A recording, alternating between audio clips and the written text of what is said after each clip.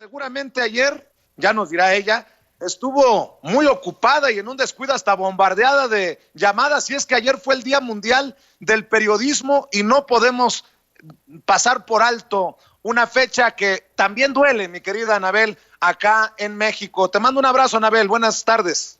Hola Vicente, buenas tardes y buenas tardes a ti al auditorio. Un abrazo de regreso. Oye, Anabel, pues buen momento para reflexionar sobre el periodismo, sobre lo que significa ser un periodista honesto, con dignidad, con autoridad moral, en memoria de todos los que han dado su vida por decir su verdad y por no ceder, mi querida Anabel. Tu reflexión de este día tan importante que, insisto, nos hace recordar a los que ya no están. Bueno, Vicente, definitivamente pienso yo, y estoy convencida de eso, que el periodismo es un mecanismo de acción ciudadana en todo el mundo, donde estos ciudadanos que hacemos el periodismo podemos hacer rendir cuentas al poder donde quiera que éste se encuentre. El poder económico, el poder político, el poder religioso. Estos poderes que habitualmente no están acostumbrados a rendir cuentas, no les gusta, prefieren tener sus secretos bajo la sombra, que la gente no sepa, porque si la gente no sabe, entonces toman decisiones equivocadas, los pueden engañar, los pueden engatusar de diferentes maneras, repito, de manera económica, política o religiosa. Y me parece que la rendición de cuentas es un mecanismo que en este momento en el mundo está en una grave crisis. Estamos ante una ola de opacidad aún más que ha aumentado, que ha empeorado con el contexto del COVID, del coronavirus. Tú sabes que muchos gobiernos ocultan la información de lo que realmente sucede, tanto a nivel de salud como a nivel económico, a nivel político, a nivel de narcotráfico, a nivel de crimen. Y me parece que los periodistas hoy tenemos un gran reto de, independientemente de superar, además, todos los miedos que habitualmente los periodistas tenemos que superar en México, pues también superar esta barrera de la epidemia y que eso no sea un pretexto o una excusa para no cumplir nuestro trabajo y servir a los mexicanos para que tengan la información en tiempo justo, en tiempo real, una información acuciosa, documentada, que les permita tomar las decisiones. Ya las decisiones que cada persona quiera tomar, esa es su libertad, pero no hay libertad si no se sabe la verdad, no hay libertad si no se tiene información. Y he decidido iniciar con este tema, Anabel, porque, y no es cebollazo, tú sabes muy bien que respeto mucho ese escrutinio que has realizado desde tu trinchera independiente, no de la actual administración, ni de la pasada. Lo vienes haciendo ya por muchos años y creo que en la medida en que también las audiencias se comprometan con esa responsabilidad de elegir más y mejores contenidos, de buscar la verdad, pues de alguna manera también tenemos que salir de ese hoyo negro en el que está metido, sumido nuestro México, que pues tenemos que admitirlo, es uno de los lugares, si no es que el lugar más peligroso para ejercer este ingrato y bello negocio del periodismo, esta profesión, esta labor, este estilo de vida del periodismo, Anabel. Estoy de acuerdo contigo, Vicente, en el sentido de la corresponsabilidad que también tienen los ciudadanos, porque si bien es cierto, a lo largo de los últimos 12 años, más de 150 periodistas en México han perdido la vida. Han sacrificado a sus familias, han sacrificado su beneficio personal por servir a la sociedad. Estamos hablando de que, y tú lo sabes, está perfectamente documentado, México es el país sin guerra, sin una guerra declarada, sin una guerra formal, convencional, como se podría decir en términos de la ONU, que tiene el mayor número de periodistas muertos, más que Siria, más que Afganistán, más que cualquier otro lugar del planeta donde sí hay una guerra declarada. Entonces estamos hablando que evidentemente estamos en México atorados en una crisis terrible, propiciada principalmente por la corrupción, la colusión de las autoridades con el crimen organizado. Cuando los periodistas nos encontramos investigando, incluso a veces solo temas de corrupción o temas de abuso de poder de un alcalde, de un jefe policíaco, de un síndico, o de un presidente de la República, de un gobernador. Cuando estamos haciendo estas investigaciones, es casi inevitable toparse en algún momento, y los colegas no me dejarán mentir, con algún tema de crimen organizado.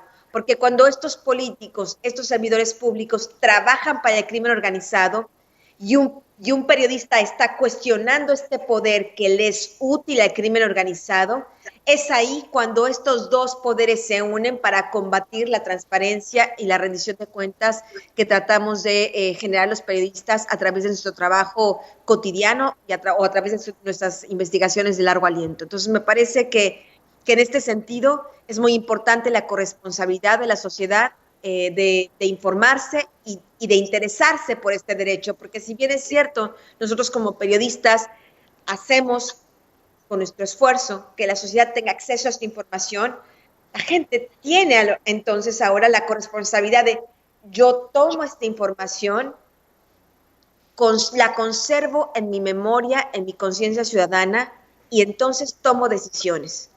No se vale que los ciudadanos, por ejemplo, ciudadanos que estén tal vez apoyando este proyecto político del señor Felipe Calderón, estos ciudadanos que han supuestamente, de acuerdo a lo que dice Calderón y su mujer, su esposa Margarita Zavala, han firmado solicitando la creación de este partido político.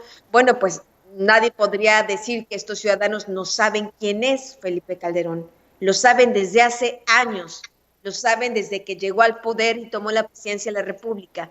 Si no podrán decir después, no sabíamos quién era, no lo entendíamos. Yo en su momento fui una de las periodistas que más llamó a cuentas a Felipe Calderón desde el 2006, 2007, 2008, durante todo su sexenio. Hablé de sus complicidades, de su corrupción, de Juan Camilo Muriño, de Genaro García Luna, hablé de su alcoholismo, de su problema con el alcohol, hablé de cómo ya no cumplía su agenda como presidente de la República, cómo la suspendía, hablé de su prepotencia, hablé de sus problemas de los partidos. Habrá ahora quienes quieran como inventar el agua tibia, ¿no? Y decir, ahora es cuando se sabe. No, porque si uno dice, ahora es cuando se sabe, estamos quitando toda la responsabilidad a quienes debieron haber investigado a Felipe Calderón con todas las pruebas que había y expusimos, yo entre los que los expuso en su momento, en su tiempo, en su forma, y no hicieron nada. Quitaríamos la corresponsabilidad de los ciudadanos que están de una manera que respeto, pero no entiendo, que están apoyando este proyecto político. Así que me parece que los ciudadanos, el apoyo que nos pueden dar como lectores, como nuestra audiencia, es utilizar esta información que muchos periodistas se juegan todos los días la vida para entregárselas, que tomen las mejores decisiones, no por el bien personal, no para ver si el compadre llega a un puesto público, sino por el bien de México. ¿Y no te llena de esperanza de alguna manera que el pueblo de a pie, la gente de abajo, con mucha algarabía recibe esta noticia de que no le dan el registro en el INE como partido político a México Libre, esta asociación de Margarita Zavala y de Felipe Calderón, entendiendo todo lo que te ha costado, lo que nos ha costado, lo que le sigue costando a muchas personas destapar a este Felipe Calderón, que pues pasará a la historia como uno de los, si no es que el presidente más odiado o el peor presidente de la historia de México. ¿No te llama mucho la atención eso, Anabel? Porque la reacción yo la palpé acá en México y me pareció interesante cómo todos en algún momento se unieron, pues como una victoria después de todos aquellos señalamientos de fraude en el 2006, después de esa guerra sangrienta, después de un Genaro García Luna en el bote, de Cárdenas Palomino y de Pequeño García, prófugos de la justicia, como que era una victoria del pueblo, y creo que el presidente lo lee bien, aunque lo critiquen en su mensaje de hace unos días.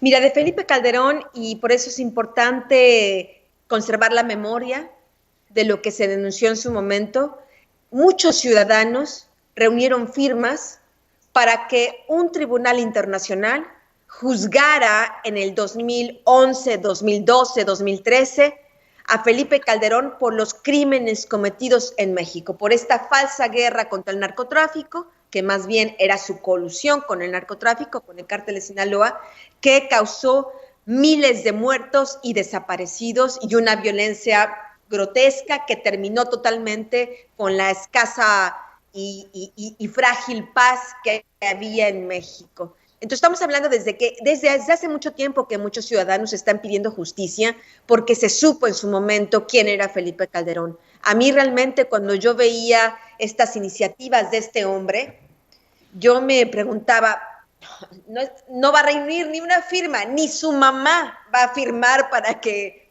cree este partido político. Y sin embargo, para sorpresa, parece que sí, que reunieron firmas. No, aparentemente lo que estoy leyendo de las noticias, los recursos con los que se financiaron no eran muy claros, tampoco fueron claros en su campaña presidencial, tendríamos que decirlo.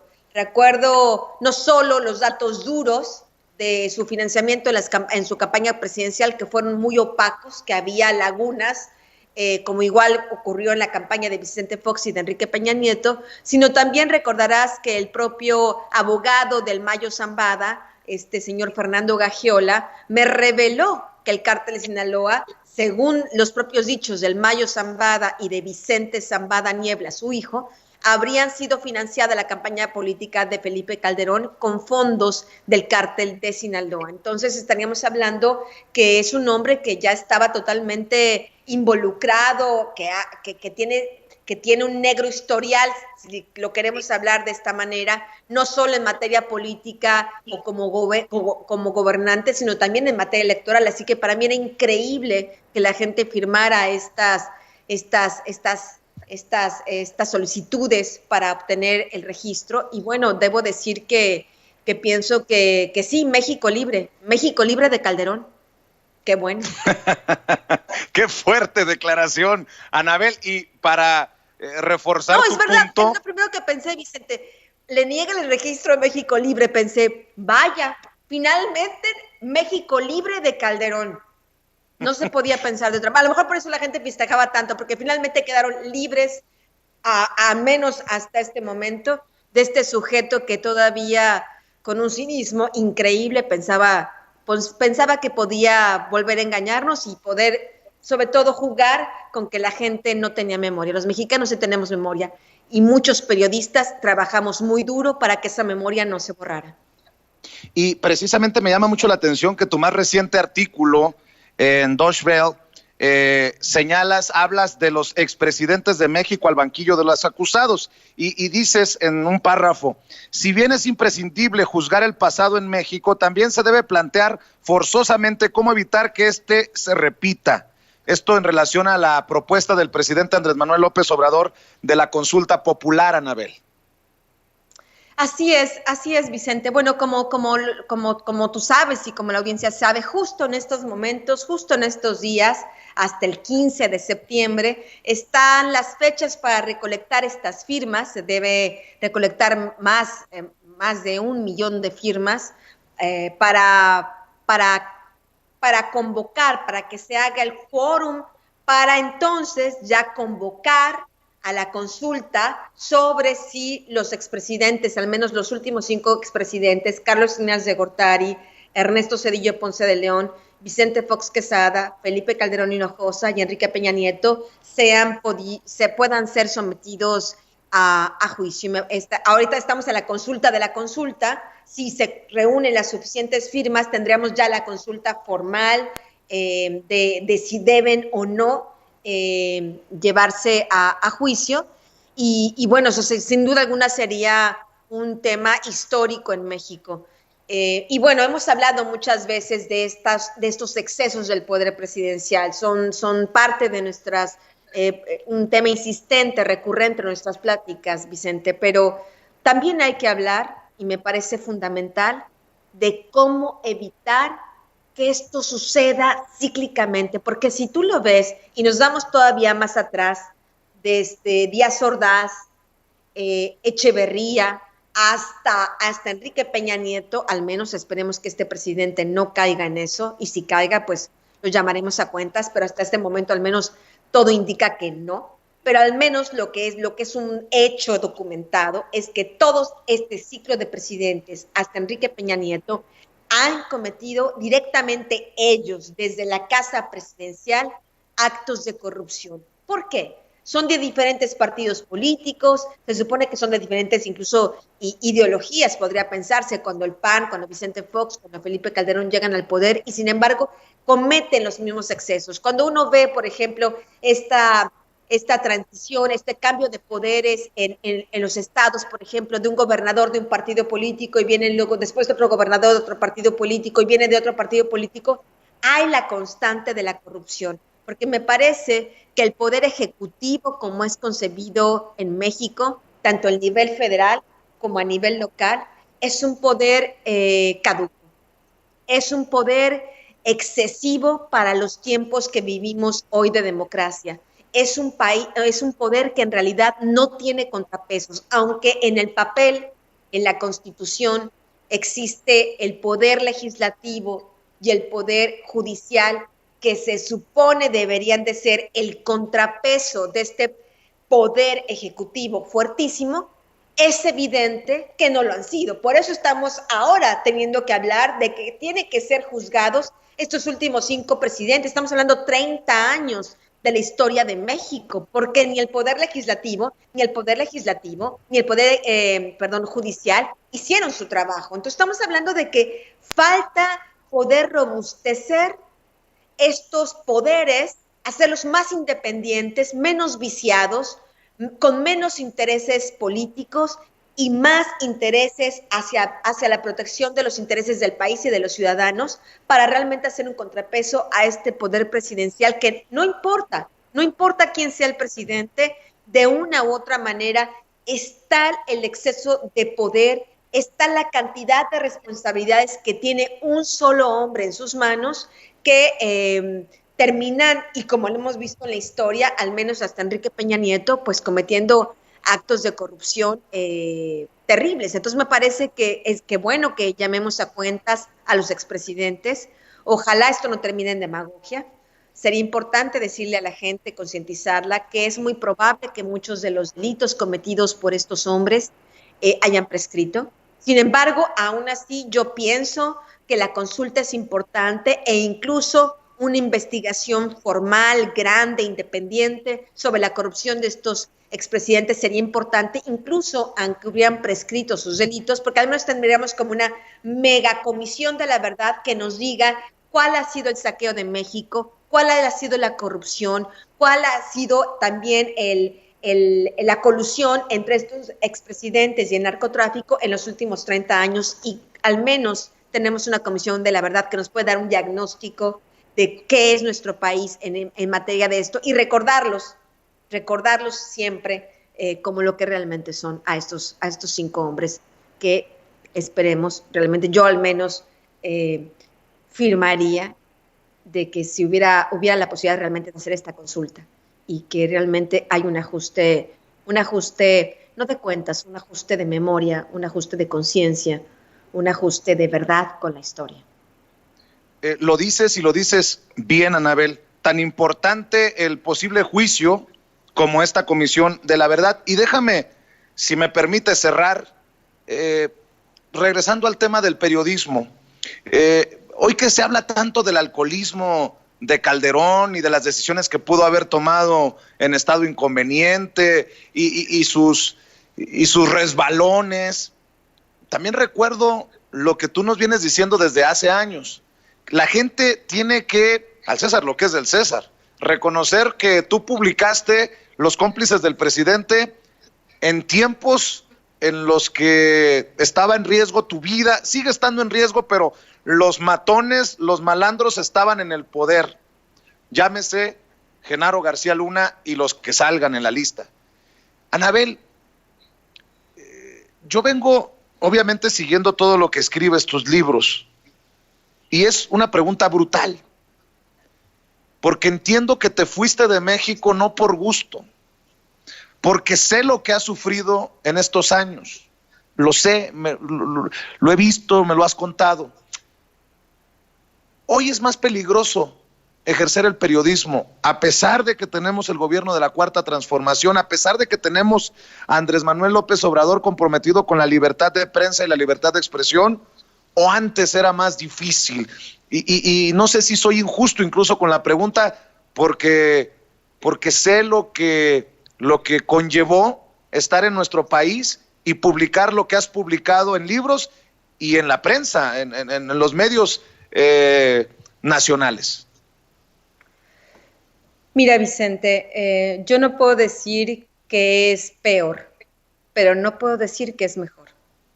Lo que puedo decir es que es exactamente igual de terrible, que las condiciones en las que trabajan los periodistas en México son igual de terribles que en el sexenio de Vicente Fox, cuando empezó esta masacre brutal contra los periodistas. Las condiciones no han mejorado y los números no dejan mentir.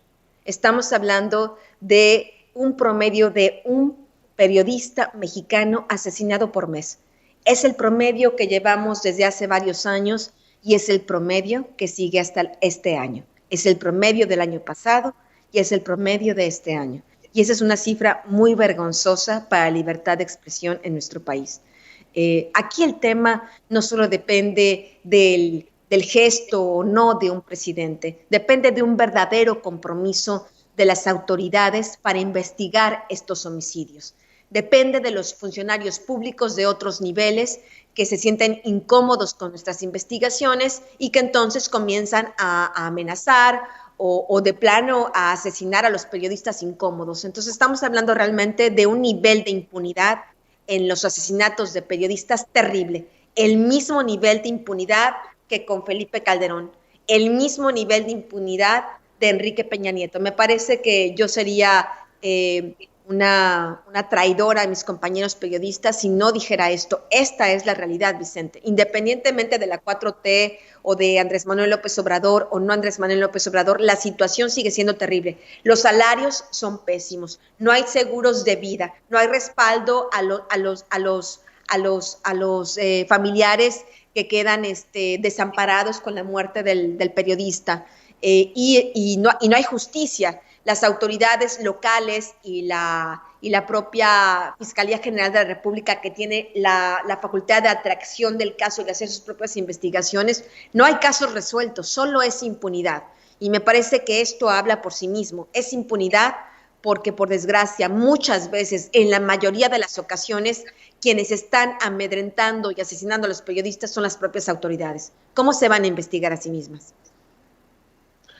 Durísimas palabras de Anabel Hernández y como siempre, Anabel, yo agradecido que te des estas oportunidades, estos tiempos para hablar con nosotros sin censura. Nosotros desde este lado creo que te lo he demostrado, al pendiente de lo que publicas y esperemos que tengamos la oportunidad de seguir conversando muy pronto. Con mucho gusto, Vicente. Un saludo y un saludo al auditorio. Gracias. Te mando un abrazo. Gracias, es Anabel Hernández, desde el otro lado del mundo, hablando con nosotros sin censura.